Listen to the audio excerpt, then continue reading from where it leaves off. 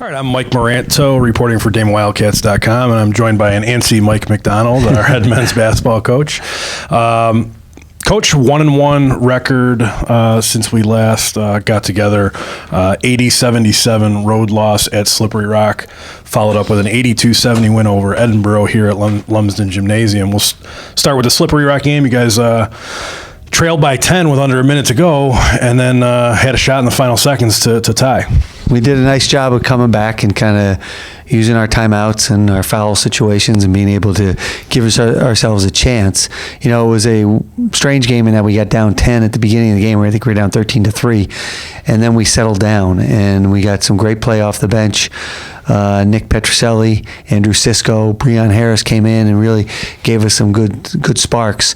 And then once we got going, we made it a 2-point game at the half, and it was really back and forth. We had the lead for a little bit in the second half, and then I thought there was a segment, Mike, when about 6 minutes to go, where we took some hurried shots. We got down a point or two, and we tried to, we kind of had some bad possessions on offense, and that led to them getting some runouts and getting some easy baskets. And then toward the end, we had to foul, and we ended up getting down 10. But we fought back and gave ourselves a chance, but just didn't play well enough defensively in the end to win. Andrew Sisko goes for 24 points and 9 rebounds in the game. We've talked a lot about him here early in the season. He gets ECC Rookie of the Week honors following that game. First Damon freshman with 4 double-figure scoring games in the month of November since Gerald Beverly back in 2011. It's good company to be in. It's good company to be in for sure. Just talk more about Andrew and what he provided you in that game. Well, he's given us he's really found a role off the bench of giving us somebody we can rely on to score, to rebound very well. And he is, he's a guy, like we've talked about, his future is bright, but his presence pretty good right now too. Yeah, I think he's second on the team in scoring right now and leads the team in rebounding, even though, as you said, coming off the bench, he's playing about 15 or 16 minutes a night. You go into the Edinboro game looking to get back on track, and a tough opponent coming in, a team that was undefeated, ranked 4th in the Atlantic region, and a team with a win over a nationally ranked program in Shippensburg from earlier this season. How'd you guys get it done? Great coaching. Well, honestly, the coaching had nothing to do with it. It was, I thought, Mike, the first, and we talked yesterday with the team about this, that the first 14 minutes of the first half, we got up, I think we were up 37-14, and I thought that was a snapshot of how we have to play. Now we have to continue to play that way, but I thought our defensive intensity was tremendous. Our offense was outstanding. Our passing was great. I mean, possessions where the ball didn't touch the floor, and that's kind of got to be us. Andrew gives us one post presence inside, but then we have to score in other ways, and that's how we did. And if you looked at it, we scored 41 points in the first half. We didn't shoot a lot of threes. We only made 3 threes, and we were only 3 for 5. We only took 5 threes, so it wasn't like we scored a lot from the 3-point line. And I think we were 5 for 7 from the free throw line, so it wasn't like we got a lot of free throws, but we were extremely efficient. We shot a high percentage because we took great shots, and our defense was outstanding, holding an Edinboro team that was shooting, I think, 49% coming into our game. In the first half, we held them, I think, to 32%. Second half might have been about 43. For the game, we held them for about 37. So we really we played very good defense against a very explosive offensive team, and that led us to get out and run, and we passed the ball and made ourselves tough to guard. Yeah, I guess started out the game up 15-0, and you mentioned 37-14 at one point there in the first half. Did have to hold them off late, a little bit shaky free throw shooting.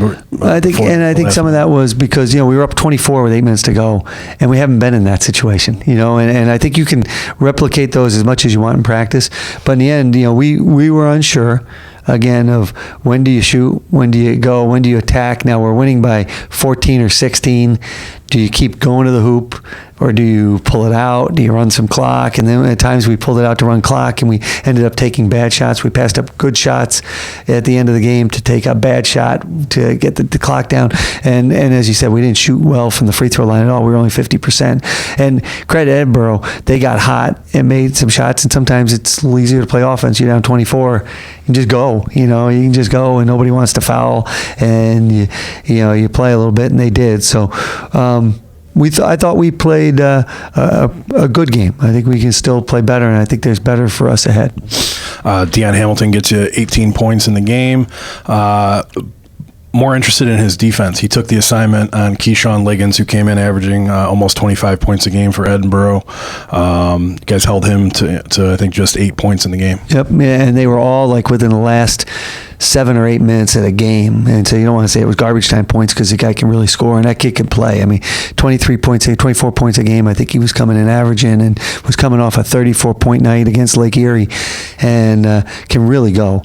And Deion, since he has been a freshman, as a freshman, he played a lot of the 4 for us, and he was guarding the other team. A lot of times in our league, the best player, the Reyeses, the guys like that are 4-men. And Deion was thrown right into the fire as a freshman, and having to guard really good players as a freshman.